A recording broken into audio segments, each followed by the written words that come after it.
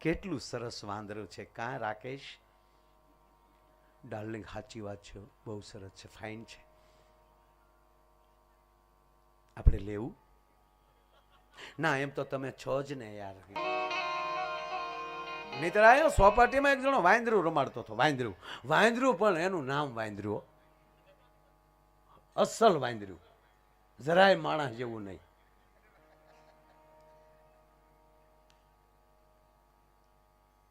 એક બહુ ઝીણી વાત કહું, હાવ ઝીણી, સાંભળજો. કાળી ચૌદશ, અડધીક રાત, અડધી રાતને ટાણે બે ભૂત ઝાડવા ઉપર બેઠેલા. બે ભૂત. એમાં એક ભૂતે બીજા ભૂતને જગાડ્યો. ઓય હા આમ જો માણા આવે. હે માણા કાજો? તે બીજા ભૂતે શું કીધું? હોઈ જા. એ બધી અફવા છે.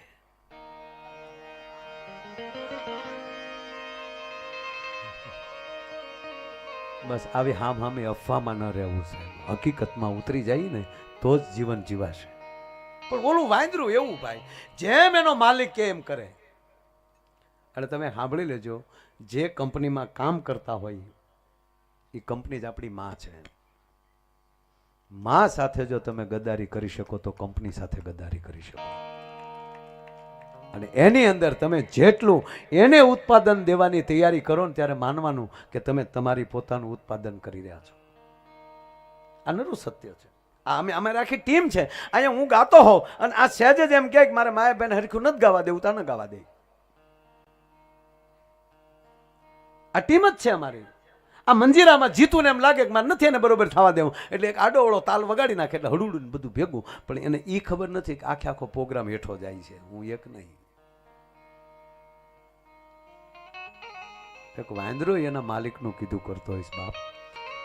અને ઓલો એવો વાંદરો રમાડે, ચલ જમુરિયા ગલોટ ખા જા, તા તો ગલોટ ખાઈ જાય. ચલ જમુરિયા દો પગે ચલો, દો પગે.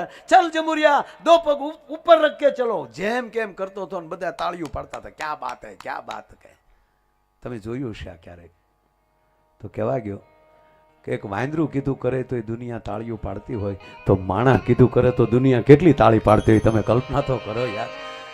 એટલે સરસ મજાનું વાંદરું જે રમાડતો થઈ, પછી એનો કાર્યક્રમ પૂરો છે એટલે કોકે 50 કોકે 100 રૂપિયા ફેંક્યા બધાએ. અને પછી વાંદરો ખંભા ઉપર બેઠો હતો, ઓલો બધા રૂપિયા ભેગા કરી અને બેઠો બેઠો બિચારો ગણતો હતો.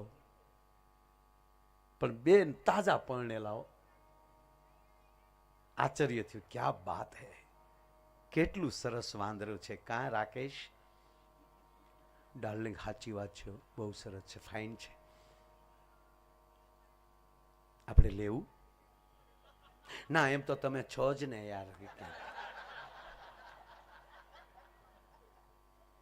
પણ છતાં આપણે ભાવ પૂછીએ, ચાલો ને. ગયા બે. એટલે ઓલા ભાઈએ કીધું, એ વડીલ, ઓલા હામું છું પૈસા ગણતા આ વાંદરું કેટલામાં લીધું? ભાઈ તમને કહું, એ વડીલ આ વાંદરું કેટલામાં લીધું? એ ભાઈ હમણાં તમને બેરા છો? આ વાંદરું કેટલામાં લીધું?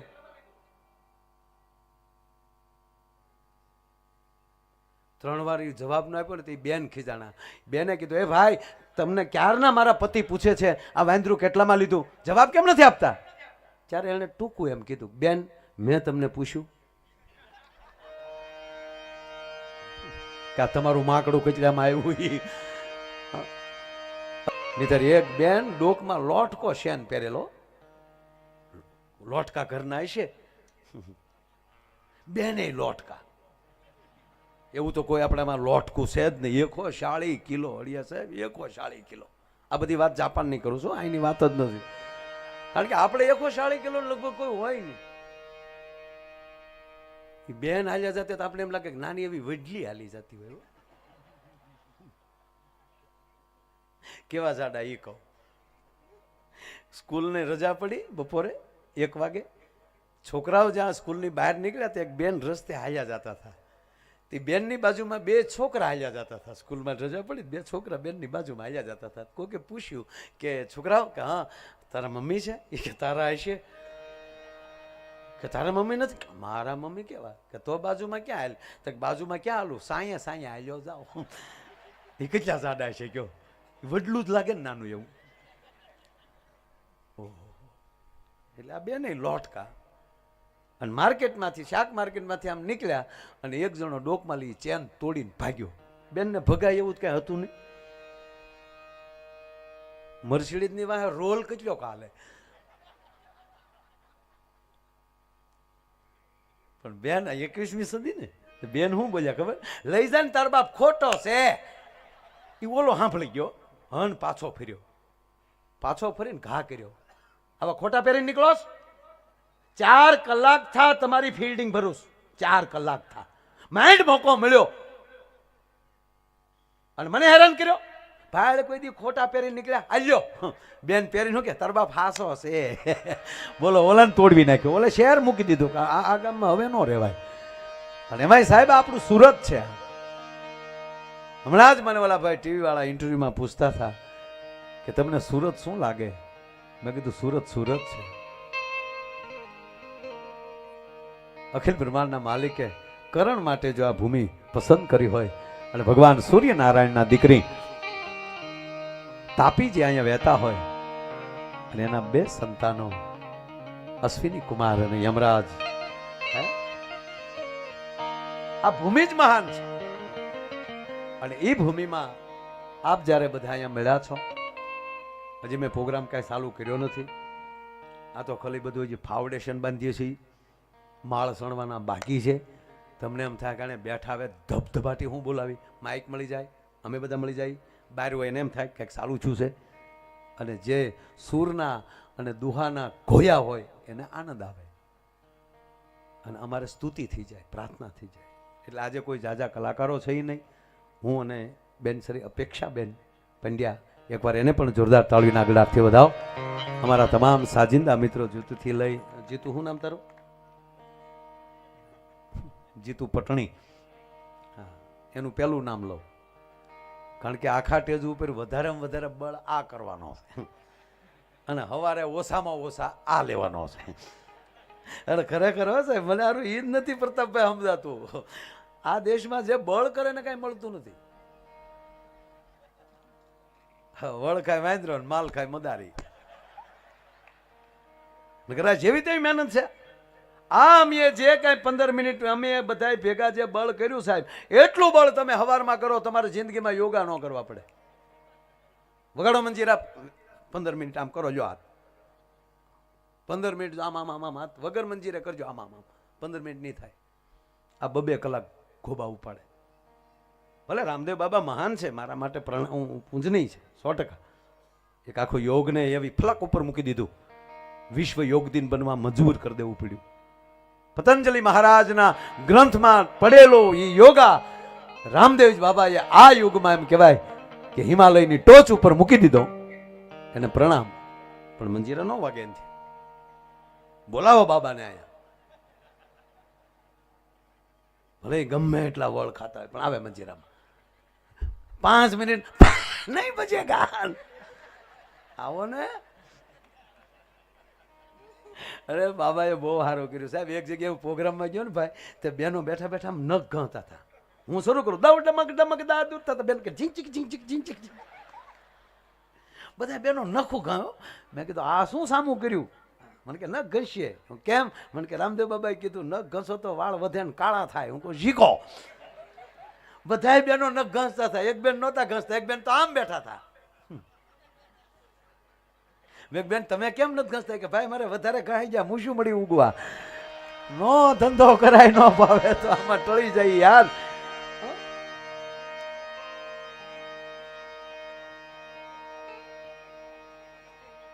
એટલે અમારો મંજીરાનો માણીગર જીતુ પટણી ગયા વર્ષે સાહેબ આ કાર્યક્રમમાં જાહેરાત કરી હતી કે પટણી અમેરિકા જવાનો છે.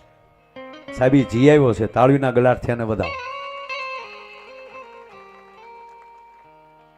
Foreign return. 2 તો ભૂર્યું વાહે આવતા તો રહી ગયું. વાય જીતુ ગુજરાત 2. G2. હમણાં એ જ કાર્યક્રમો હાલે છે અમારે G2 ના. હો મોદી સાહેબને તાળીઓના ગગડાટથી વધાવો, કાંઈક નું કાંઈક નવું કર્યા કરે. હા જબરદસ્ત. તારું નામ શું ત્રિલોક? તમે સો કેટલા ગયેલા? અત્યારે 4 બેઠા છે એક ઘરના. આખા ઘરે નક્કી કર્યું કે આ જ ધંધો કરવો. અમારે ત્રિલોક વાઘેલા એમને પણ બેન્જો ઉપર બહુ સારી સંગત આપે છે. તારું નામ શું બેટા?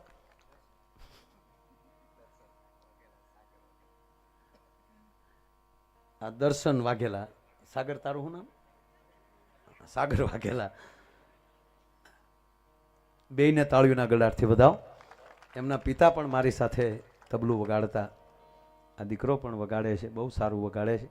એટલે આ બધા અમારા સાજિંદા મિત્રો, અમારો પરિવાર છે. મોરલો પીછા વગર રૂડો ન લાગે. આ અમને રૂડા કરીને દેખાડે છે. એટલે અમારા તમામ સાજિંદા મિત્રો. અને સરસ મજાનું માઇક છે. શું નામ છે આપણા સાઉન્ડના?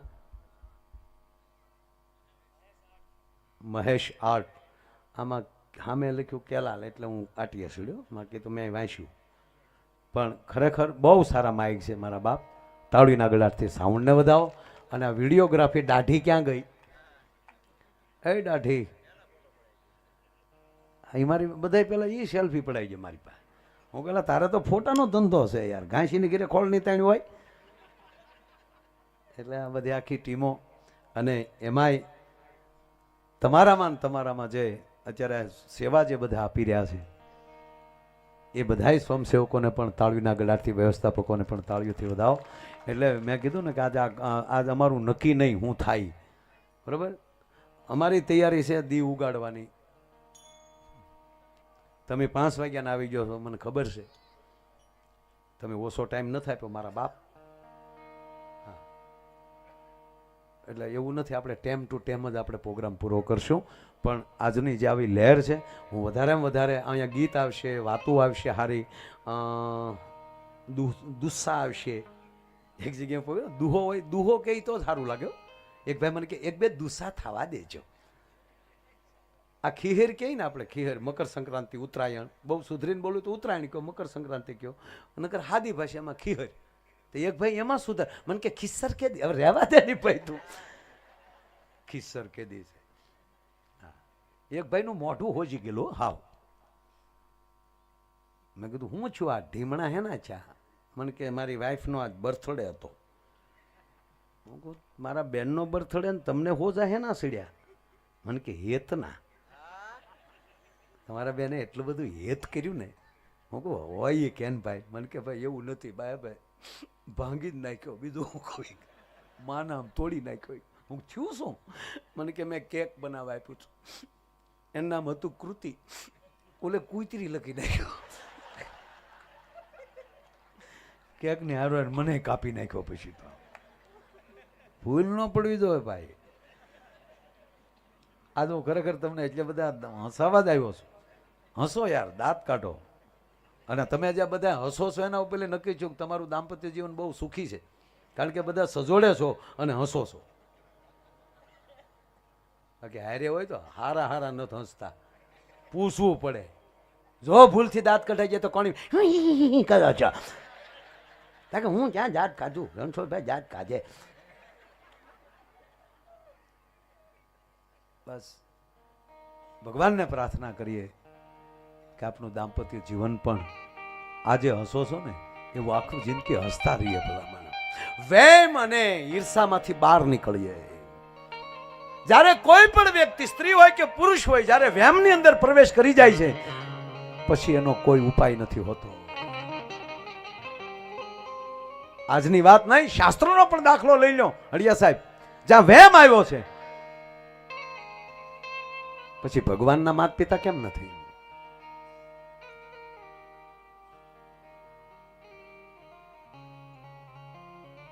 ભગવાનના માતા પિતા હોય એને વેમ આવ્યા, ત્યાં દાંપત્ય તૂટ્યા છે. શાસ્ત્ર સાક્ષી. ભગવાન શિવના પત્નીને વેમ ગળી જાય સતીને, કે મારા પિતા દક્ષએ મહાદેવ સાથે મને પરણાવી. આ મહાદેવ હું અહીંયા આવ્યો તો રાખના ઢગલા સિવાય કાંઈ નથી. આવો દેવ હોય અને આપ જાણીએ છીએ કે એનું દાંપત્ય જીવન તૂટ્યું. સતી અગ્નિકુંડમાં પડતું મૂક્યું. જ્યાં પૂરેપૂરું ઓળખાય નહીં, પૂરેપૂરી ખબર ન હોય, જેવી રીતે ટર્નિંગની અંદર સાઈડ કાપવામાં અકસ્માત થાય, કારણ કે પૂરો રોડ દેખાતો નથી અને તમે ઓવરટેક કરવા જાઓ છો, એમાં જેમ અકસ્માત થાય માણસ બસતો નથી, એમ સાચું જોયા વગર નિર્ણય કરી છે ને એ પણ મિત્રો અકસ્માત છે. એમાં કોઈ સાચું રહેતું જ નથી. જોયા વગર નિર્ણય ન કરવો.